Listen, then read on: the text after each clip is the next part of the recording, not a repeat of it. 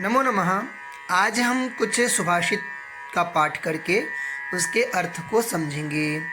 चंदनम शीतलम लोके चंदनात् अपि चंद्रमा चंद्र चंदनयो मध्ये शीतला साधु संगति।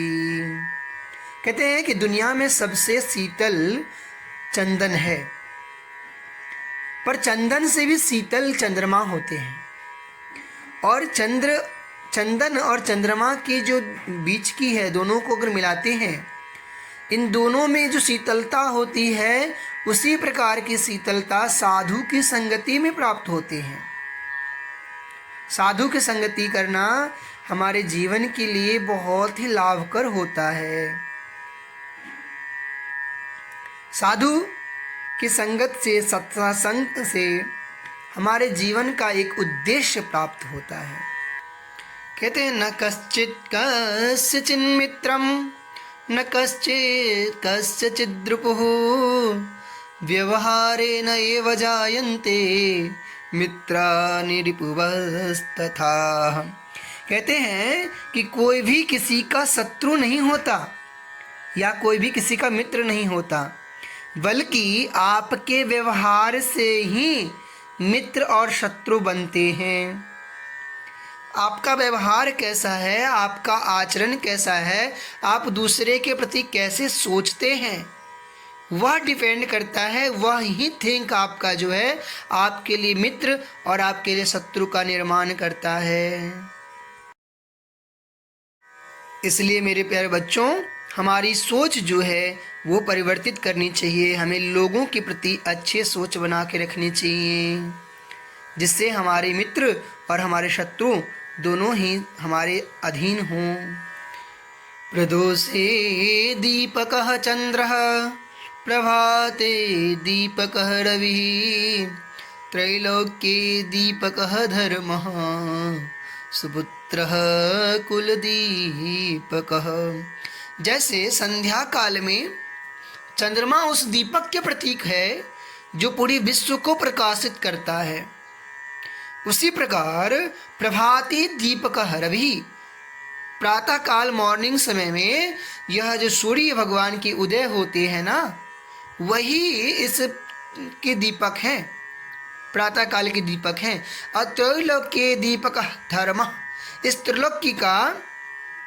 त्रिलोकी का जो है ना धर्म ही दीपक है। इसी प्रकार से जो घर के पुत्र होते हैं वह सुपुत्रः कुल दीपकः, वह अपने कुल का दीपक होता है। इसलिए आप सत्कर्म करो, सत्मार्ग पे चलो, जिससे कि आपके पूर्वजों के ऊपर कोई लांछन ना लगे। सुपुत्र बनो, कुपुत्र मत बनो। कुपुत्रो जायेत क्वचिदपि कुमाता न भवति।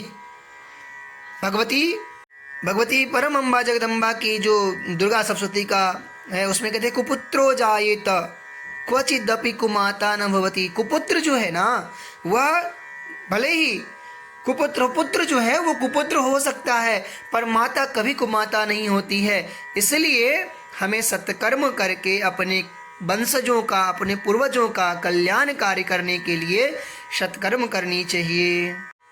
भूमेः गरीयसी माता स्वर्गात् उच्चतरः पिता जननी जन्मभूमिश्च स्वर्गादपि गरीयसी।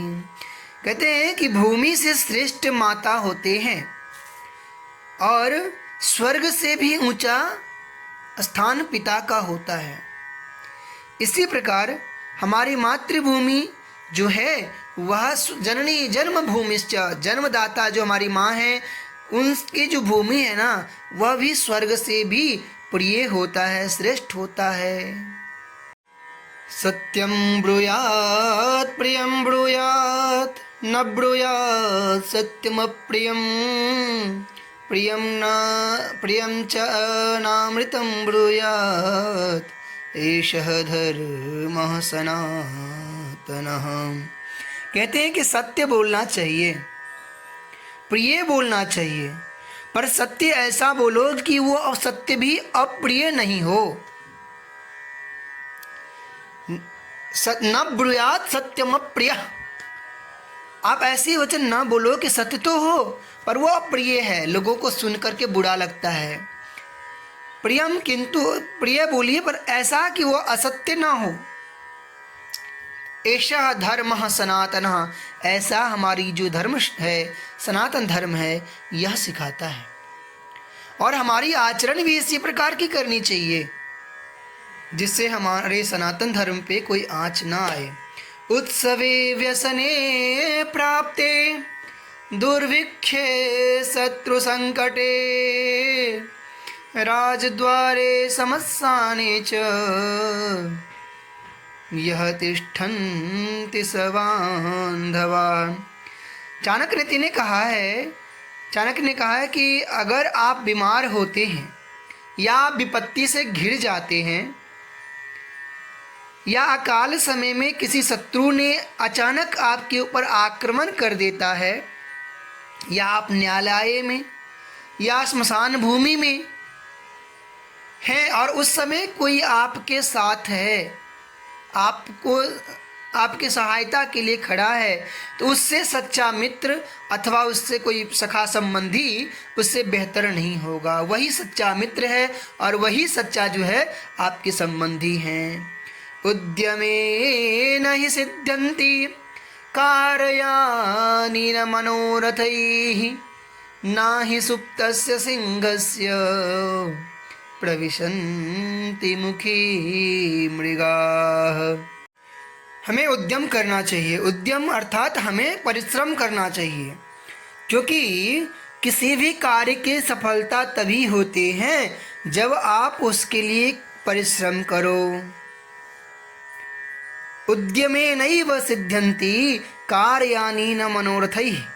अगर आप ऐसे कार्य नहीं करते हैं तो उससे आपकी मनोरथ की सिद्धि नहीं होंगे, वह ठीक प्रकार से कार्य नहीं करेगा। ना ही सुप्तस्य सिंहस्य।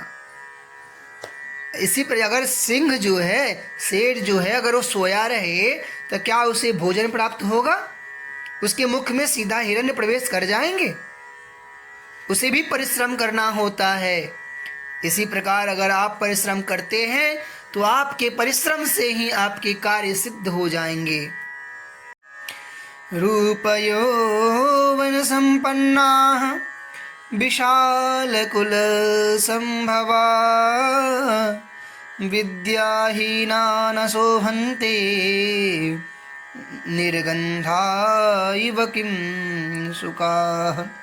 यदि आप रूप से और यौवन से संपन्न हैं तथा किसी संपन्न और प्रभावशाली परिवार में उत्पन्न हुए हैं,